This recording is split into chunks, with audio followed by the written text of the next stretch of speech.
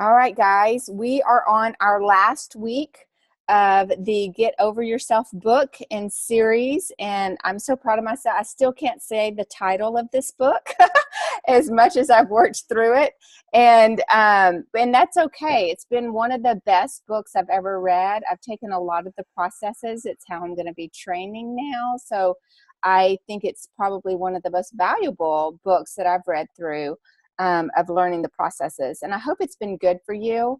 I'm really excited about our study that we're starting in January. I cannot wait for you to get a hold of that book and for us to start working through that. But let's finish out tonight with chapters 15 and 16. And these chapters are great chapters, but they didn't have, I don't feel, the density and the complexity of the other chapters. So I do kind of want to have some conversation around it.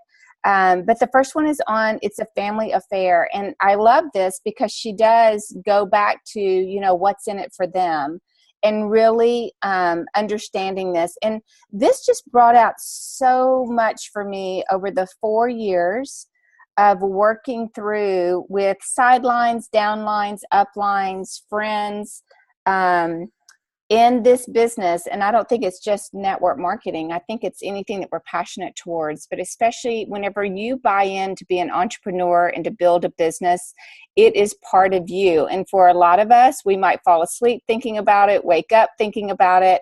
That's why it's so important to set healthy boundaries and to, have some of that around us, because it can be consuming. And the last thing that we want it to do is to get to a place of consuming to where it hurts family dynamics or marriages or anything like that. And so I love that she puts this in here and has us think through some different things. And one thing that she said on page 204, she really talked about the family and the family, what's in it for them, and really setting those family whys and family goals, and how that it's engaging for your family, but it also allows your kiddos to learn responsibility, to learn discipline, to learn, I think in the world that we live in today, there's so much self-gratification and instant gratification, and it really teaches that a lot of times you have to do a lot of hard work before you see the reward. And so I think that those things are really cool to be able to bring in. One thing that she talked about was recruiting your husband. And I really want to hit on some things. I think that this is so critical for us if our husbands will allow us to recruit him, but to recruit him on different levels. And it all depends on your spouse and how they're feeling about things. She also talks about those spouses that aren't supportive. So we're going to talk about that as well. But the ones that are, I've just been very blessed. I've had a husband he's the one who told me to go for this opportunity. He's the one that was like, you got to do this. So, and talked me into it more than anything. But what I love that she talks through is how you engage them and why you engage them, and understanding that they are sitting on a gold mine. And I think what comes into this that really stood out for me the most, one thing she talked about was making sure that you're sharing information that's exciting, sharing information that's compelling, telling them stories about your team's victories. Like, my husband knows many of you, and he knows, my heart towards you. He knows whenever I get excited for you, the victories. A huge victory is for me was Liz doing her live on our Gym Explosion page. Those things are big deals, and I share those things with my husband and let him hear those things. And if you're not doing that, I think that that's one of the most critical pieces, because what I think happens for a lot of us that we are sharing our business with our spouses, that we only share the negative. And so that's all they hear about the back office woes, or about customer service, or about, you didn't get that person that you wanted, that prospect said no to you. And so they hear all the negative. And I will tell you, from a woman's standpoint, I know it's different between men and women, but from a woman's standpoint, if you're sharing that with your husband's first initial thing is to protect and shield and fix. And so if everything I ever talked about was negative, my husband, from a protective standpoint, would probably begin to question why I'm doing what I'm doing if it's that negative. And because he would see it as it making my day be bad, or hurting my perspective, or making me want to yell at my kids. Or so I think you need to just be aware of how you're sharing with your husband, and make sure that you're engaging him from a standpoint of the things that you see that are exciting, that are good, that are victories, that why you're pulling for your team and for your team's promotions, and the excitement that you're seeing of successes for those people. He needs to hear all of those things as well.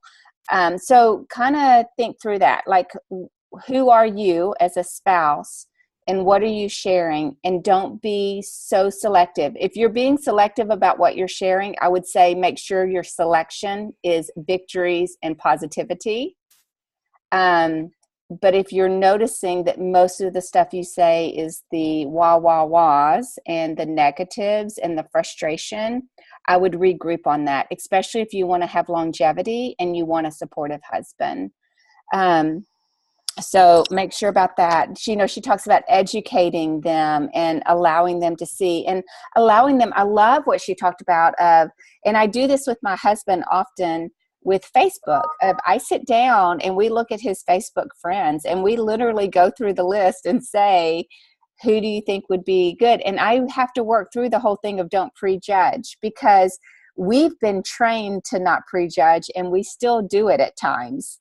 But our husbands haven't been, or our spouses haven't been.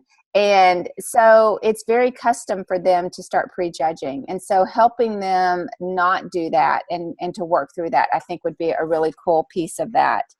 Leveraging their network. So that was that other piece of sitting down and working through that with them.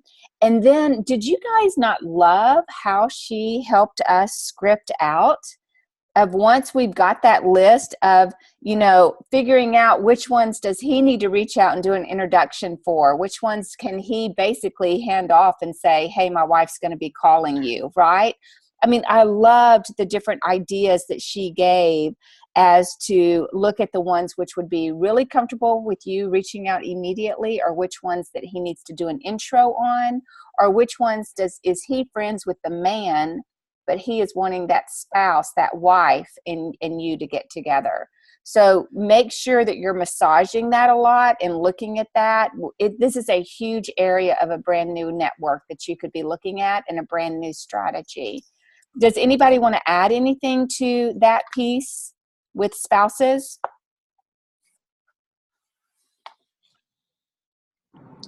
I would just say that I have more on the side of an unsupportive husband, and it's been a process, and he's at a better point than he was before. The whole thing started with, I started Plexus before we got married, and then he didn't realize that was like a thing that was going to continue, and so that carried some negativity, and he does tend to see some of the more negative sides, and is typically cynical. And so I really liked what she was saying about, and what you were emphasizing on about the positive, keep it positive, more so than the negative, to like share, some frustrations, but share the good things. And I have done that, like, especially when I hit silver, and he was so excited for me. And he said, you can spend the $100 however you want, which is words that don't come from his mouth often. Mm-hmm. So I really appreciated that, and I plan to implement these things. I love that. Soon. Yeah. My husband, I share just in casual conversation.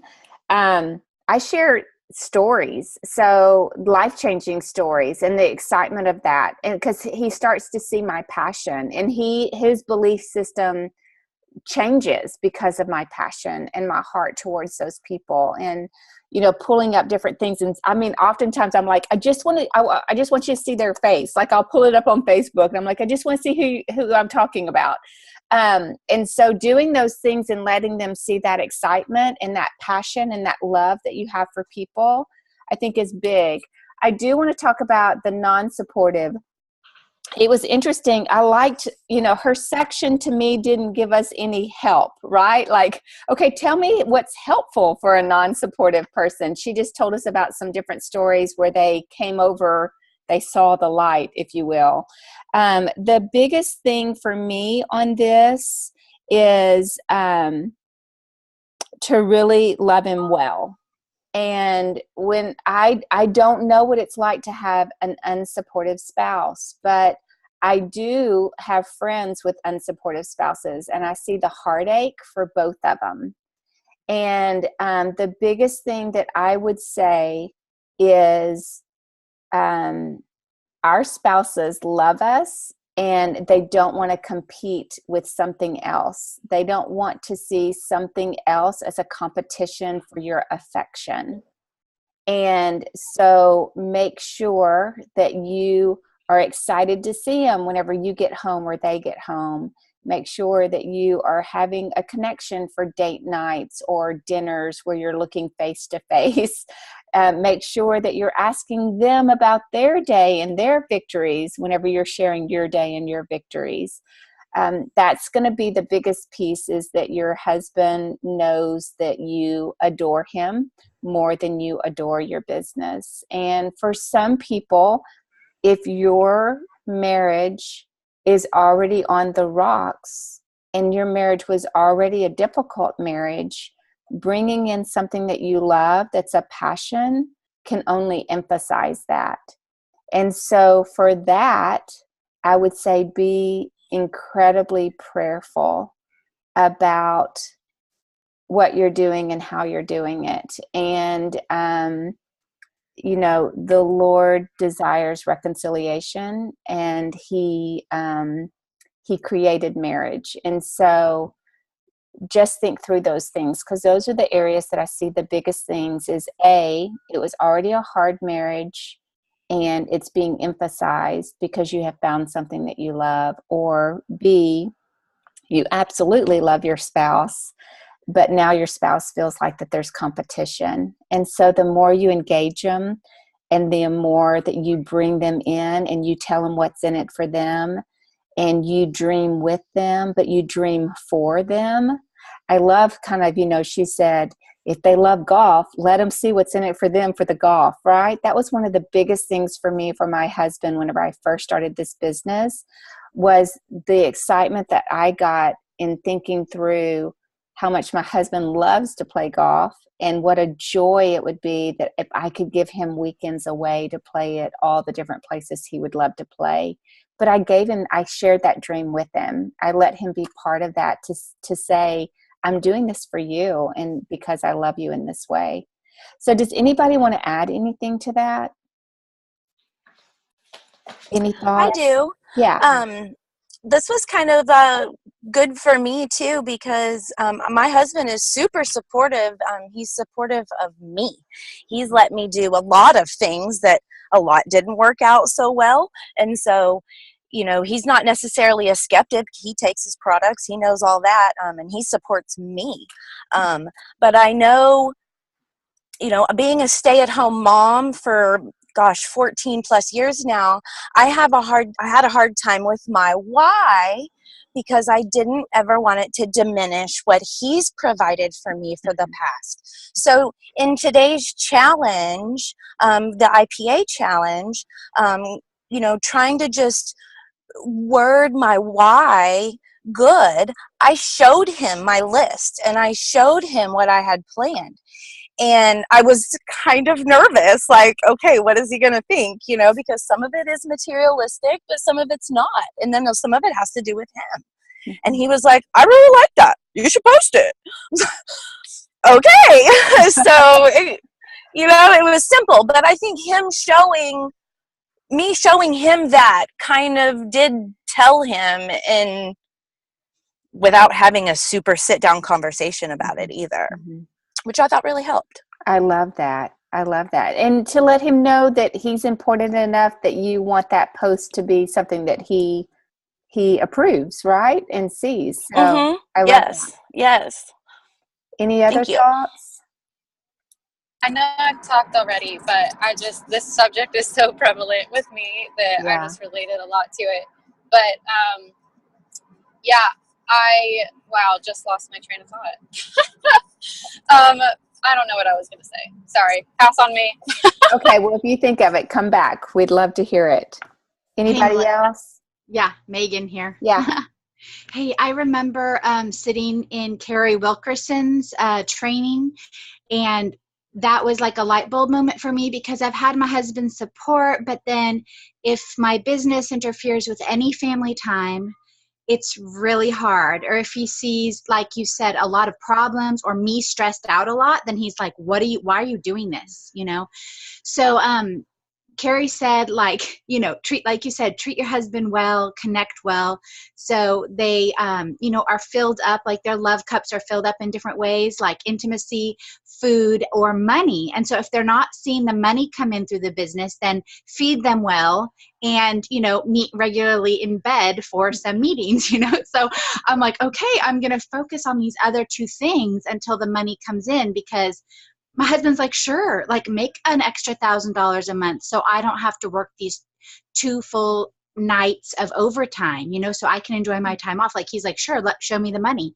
I'm like, well, okay, it's going to take some hard work, so I think it's just showing him like, yes, I can do it, with consistency, but in the meantime, filling up his cup so that he doesn't feel empty and like this is taking away from our relationship. So I love that. And meetings in bed, they're important. Yes, they are.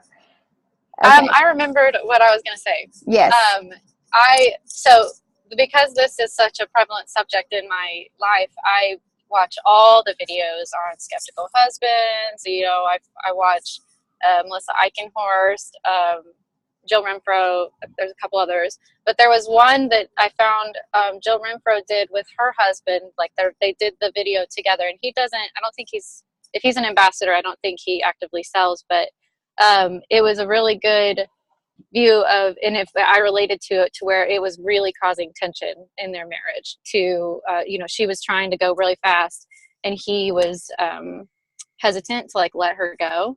And she said something along the lines of the moment that you bring them on board and the moment that you kind of let your business float for a moment and will focus on your marriage, she said that was the moment that her business ballooned. It was just like it went way up and way up because she brought him in on it and got his support. And so anyways, I really this subject is near to my heart, and if I'm being completely honest and vulnerable, it has caused a lot of tension in my marriage that I work through and pray through a lot. And the fact that he sometimes drinks his Slim is like a huge victory for us because it's been a fight to even do products. And I just, I don't push it anymore. But so anyways, if anybody has one, you can definitely use me as a sounding board because I'm there.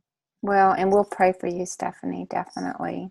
Thanks for just sharing with us and for staying strong and staying prayerful and figuring out how to engage him without frustrating him. So that's and I definitely heard related also with what you were saying about the competition thing, and I can totally see that because it was in our first year of marriage, and we had like 2 months and then I had to go straight back to school, and so he had that competing as well, so that is definitely a factor. Yeah, absolutely.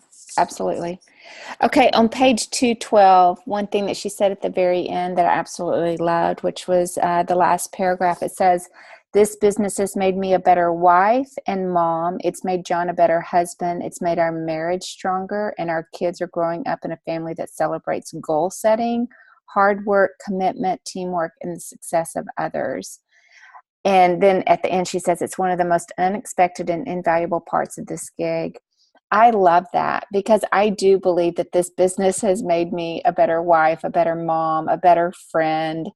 And it's been a great, great blessing, but it comes with hardship and working through the hardship, right? And figuring out that place, that good spot to be able to do what we do, and to keep people engaged and family engaged. And one thing that Carrie Wilkerson talked about, which she talked about some here, she didn't call it shareholders, but that's what Carrie calls it, is shareholders. And your family, your children, your husband, they are your shareholders.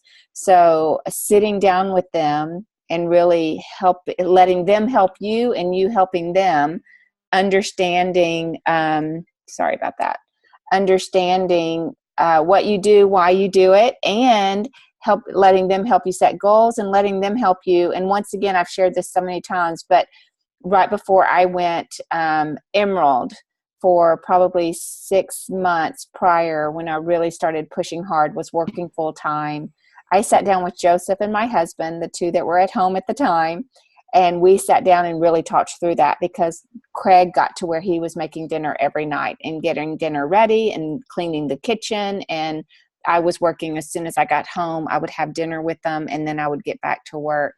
And so, but they were part of it, and they allowed me, if you will, to do that. They were part of the plan, and they agreed to it. And so, so make sure that you bring them into that. Okay, lastly is chapter 16 in regards to fear.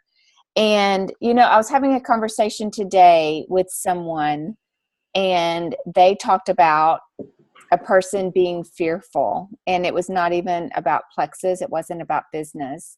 And I said, I don't know one person that does not have fear. I don't know that there is a person, because she was saying this person lives with so much fear, and I feel like that it just holds her back, like she just can't live life. And I just thought, it's universal. Fear, I don't know that there is a person that fear doesn't touch them in some manner, and it's going to look different for everyone. But the people who succeed in this, which she talks about, are the people that push through the fear anyway, that they know that they've got the fear and they're still going to push through it and do it. And so I loved some of the things I want to talk through on this that she talked about. One thing that okay, guys, did y'all not love the story that she told of her daughter dancing in the very first, the first 2 pages of this chapter, and how she loved to dance, and then she wanted to go to the next level, and it was competition. And whenever it started competition, that's where she started the self-doubt, and she started questioning if she was good enough. I loved that, because every level that we get to, there is a level there that makes us begin to question and evaluate ourselves a little bit different, which brings in that self-doubt or that fear. And she says here, they're just dancing to the music simply because one day they decided they wanted to dance. And I love that. Like, it's a decision process of saying that we just want this, and dancing because you made the decision to dance. And because I have a dancing background, so I might look at this different from others, but I thought, how awesome would that be if every morning we woke up and we said, today I'm going to dance because I just want to dance, right? It's having that positive perspective of today I'm going to choose joy because I get to choose joy, right? And I'm going to do that. And so seeing it from that perspective. But was it not crazy? Did y'all kind of go through these fears, and did you feel like that you almost checked off every one of them? The fear list, I was a little bit amazed at how much that there was. There was basically almost 2.5 pages of fear. And I related to so many of these. I don't know where you are, but I've had to make lots of decisions to just push fear down and push fear away, and to move forward, and to dance just because I decided to dance, right? If you look on page 217, it says at the very bottom, it's one of the last sentences, it says, fear will always show up when we strive for great things and take risk, because fear hates uncertain outcome. This is all totally natural and human. I think that we need to take that in as to what we're doing within our businesses and where we are going and how we're developing ourselves. Fear will always show up when we strive for great things and take risk, because fear hates uncertain outcome. And when you're an entrepreneur, and you learn to be a risk taker, there will always be uncertain outcomes. It's part of what we do as entrepreneurs. And that is part of the beauty also of goal setting and of vision journaling, is helping yourself create the outcome so that your mind has a creation on the other side that it's going towards. I think that pulls back some of the fear whenever you have developed that for your mind to be able to go after. Does that make sense? So let's look at page 218. There's several things here that I wanted to share on this page. If you look at, of course, we've talked so much about courage. The very first sentence, courage is routinely required to build our business. And then she talks about Nelson Mandela, and he says, I learned that courage was not the absence of fear, but the triumph over it. The brave man or woman is not the one who doesn't feel afraid, but it's the one who conquers the fear. The brave act in spite of fear. And that's what she says about us. It's our job to act in spite of fear. I see a lot of us doing that in our IPA challenge this week, that there's a lot of different things that is a little bit hard to do, but we're doing it in spite of, because we have come together as a community and said that we want to be our very best and that we want to grow our business. And so being able to do that. Another thing that she says here is, in the second paragraph, our desire to go after our dreams has to become more powerful than the fear that's holding us back. This one is a big one of understanding, building out your why and really peeling back the onion of your why that you're doing this business. And then, what is that big dream? What is it that you're going after? And it being bigger than the fear. So this one for me was huge my first 2 years of this business, that what I was doing in network marketing was so different than anything that I'd done in traditional business or nonprofit work. And I had so many concerns of who I was. I had to develop myself. But my dream was so much bigger, and my why was so humongous that it overcame every fear I had. And it did every time. And guys, also for me, I have such a strong conviction. And I think that conviction is the next level of belief. Like, belief is believing, but conviction is, I have to do it. Like, I have to do this. It's part of what I've been called to do. It's part of me being a servant. It's part of me trusting the Lord. And it's this really, really deep conviction. And that conviction continues to drive me. That why that I have, that's still big, that I'm still running after, of taking care of family members and doing specific things, that finances have to be in place for me to be able to do those will always be bigger than any fear that I have. And it's a conviction that I have, that God has placed me in a position for me to be the person to be able to overcome those needs. And so think about that. I mean, have you thought about conviction versus belief? Has anybody thought through that process?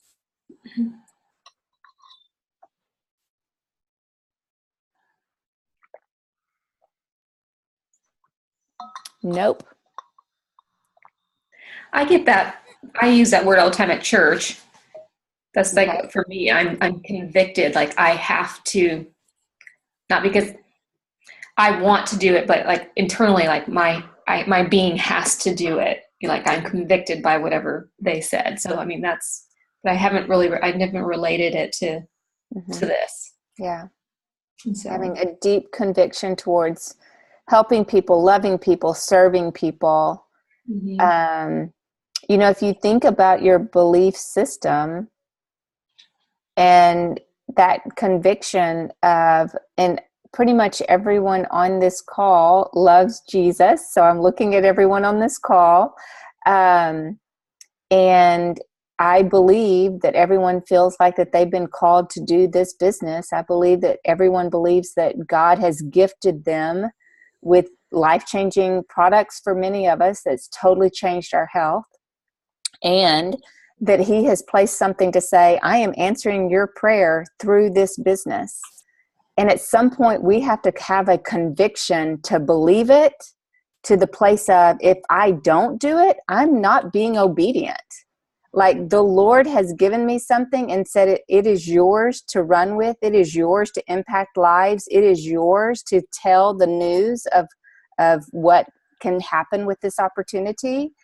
At some place, it has to move from belief of, yeah, I believe in myself. Yeah, I believe in the company. Yeah, I believe in the products, to a conviction of, no, God has called me to love well in this manner with this tool. Does that make sense? There's a shift there that happens of understanding that you have been given a tool to be able to build relationships with people and to share an opportunity in life-changing products with those people. And for anybody that is a believer, it definitely goes deeper than supplements. It goes to salvation. It goes to sharing the gospel. It goes to living life with people that you wouldn't have lived life with otherwise. It goes to the point of why we were even created and born, and that was to make Jesus Christ known. But you've been given a tool to be able to extend those different things. And I think that whenever we come to the place of a conviction towards it, it's a mindset change for us, that nothing can get in the way of us getting up every morning and being a great leader. Yes. Hey, Melissa. Yeah. I think it became a conviction for me when I was visiting with a mentor of mine who I trust so much. You know, he loves the Lord and he loves me and my family. He married my husband and I, and we were sitting around the campfire, and I was telling him about this plexus thing I was doing. He said, oh yeah, people need that. And he said, you know, you don't know, but you may even save some saints from an early death through this. And I was like, whoa, like that's heavy, because, you know, we're all called to do something. Like, the Lord's already planned out our days, and he's called us to himself. He's called us to his work. But if people cannot feel good enough to get out of bed and do and be who they're created to be, then, you know, they're missing the mark. And so if our products can help them hit the mark, then what a blessing, you know. So that became a conviction to me. And if I doubt and if I fear, I remember my mentor's words. Like, he spoke belief into me, like it was God's will, you know, and the time is right. And I want to be a good steward of it, because I don't know what the future holds. So fear for me sometimes wants to come in and say, what about, like, what if something happens to your husband at work? Or, you know, you hear these stories of people who lose their spouses or whatever, you know, so there's that fear that would creep in, like, you better be prepared for anything. But our days are in God's hands. We can't live out of that fear either, you know, but at the same time, be good stewards of what he's given us. So that's kind of my motivation on days that, you know, I'm like, I don't really feel like it, you know. That's right. It's like for other people, but also for me and my future and my family. Mm-hmm. So, absolutely. Absolutely. Any other thoughts around that?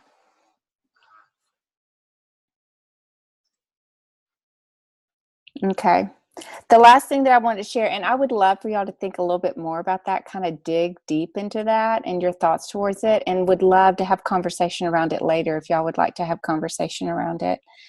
On 2:19, and it kind of goes into the belief and, you know, overcoming fear and having courage. And we've always talked about that courage is birthed through persevering and acting, you know, past your fear. But she says here in the second or the third to the last paragraph, she says, what scares me more than anything is not living the life I was meant to live, not touching the lives I was meant to touch, not teaching our kids to go after their dreams and to live their truth. And then she goes on to say, fear is what you'll miss out on if you don't go after your dreams. And I thought I really, you know, that really resonated with me. I've shared with y'all before, or some of you in some of my trainings, that, you know, my dad died in 2006, in November of 2006. And so 11 years ago, about 2 weeks ago. And at his funeral, I really felt like that the Lord spoke to me. Now, that time, 11 years ago, I was moving into full-time ministry. And I had a huge fear. So I had one toe in corporate America and one toe in seminary. And I kept on basically saying, is that enough, God? Like, is that enough?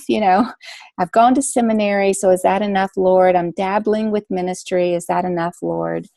And at my dad's funeral, he really just impressed on my heart that our days, just like what Megan said, our days are not, they've been ordained, and we don't know the days ordained for us, and that God knew my name before I was born, and he gave me my personality and my talents, and he's given me my experiences to do his work and for his glory. And I just remember the Lord saying, like, you're acting out on fear.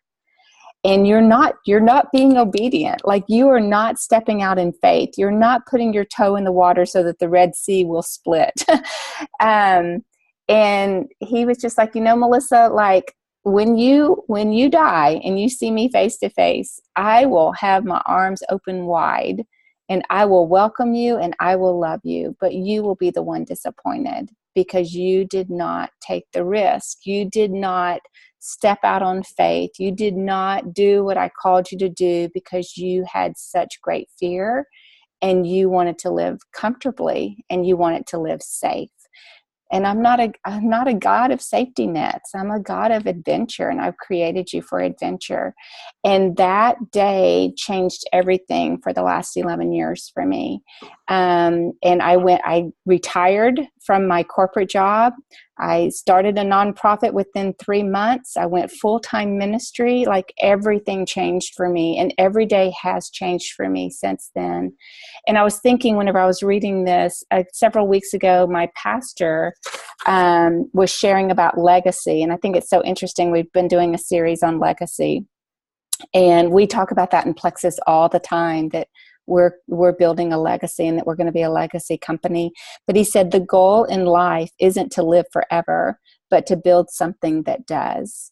And I just thought, what does that look like for Melissa Shaver? What does that look like for my family? What does that look like for the people that I come in contact with, that I love well, that I share this business opportunity with, these products with, that could change their life? Like what Megan said, like, there are so many people that are sick. There are so many people that could proactively right now, today, change the future of their life and get years back if we educate them and we help them understand what we're doing. And what does that look like? Because a lot of times we think of just our legacy, of just our family around us, but look at the thousands of lives that we can touch and their legacy of what they're leaving. And so, I don't know, I loved the end of this book and loved just thinking through. I feel like that the Lord just kind of keeps going, okay, here's the steps. Like, this is what I've told you before. This is what I'm reminding you of today. And it's just the same thing over and over again, which is, God puts things on your heart, and the Holy Spirit convicts you in certain ways, and we can either ignore it or we can embrace it. But anything that we do that's worth doing and that brings the Lord glory is going to bring fear. It's going to be scary. It's going to be bigger than we are. And we're going to have to depend on the Lord really, really heavy and really strong. And that's in anything, not just our business. And I think sometimes that the Lord gives me the blessing of this business to teach me spiritual application in so many ways. And I'm thankful for that. So anybody want to add anything? I think a lot of this is probably the hardest part, that to work through and to deal with. I mean, of all the stuff in this book, all the tips, all the things, this is the tough stuff. This is the, all the self stuff and finding, digging, finding your why and your conviction and all that. So it's good stuff. The people that will be at the top are the people that work through the hard stuff, right? And keep moving, even if it's hard.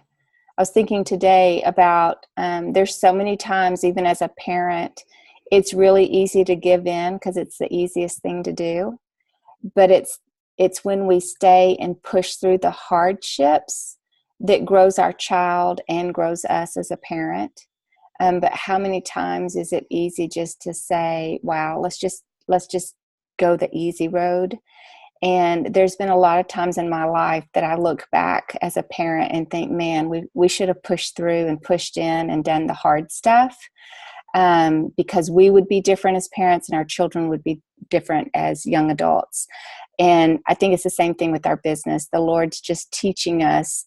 I always say our life is us living in the lab and seeing how the experiment is going to work out. And our business is part of that lab, and the Lord using it to teach us spiritual application and teach us to depend on Him, and to teach us that anything worth going after is worth working through the hard stuff. Mm-hmm. Okay, Cindy, you're contemplating. What are your thoughts? I've been watching you all night. You're just contemplating and thinking. I'm tired. I'm just tired. You're on vacation. It's not even that. It's just, I mean, we're working this really hard because, it's like the very first time that you and I spoke, and I said, I'm even afraid to say that this is a calling, because now I've spoken it and I'm going to be held accountable, and I know my life's getting ready to get uncomfortable. And so, dealing with all the business stuff, and then dealing with my health going up and down through this whole detox, so I get tired and I get hard on myself, because I still do. I feel 1,000% better than I used to. They'll have limitations that I have to remind myself of. And I kind of try to push myself through thinking, I'm over this whole thing. So that's basic. I mean, you can hear it in my voice tonight. It's just when I get really run down, it happens in my voice. So that's between just sitting here and kind of taking it all in, and then the whole day of what today's been like, and then being really tired and on the heels of the flu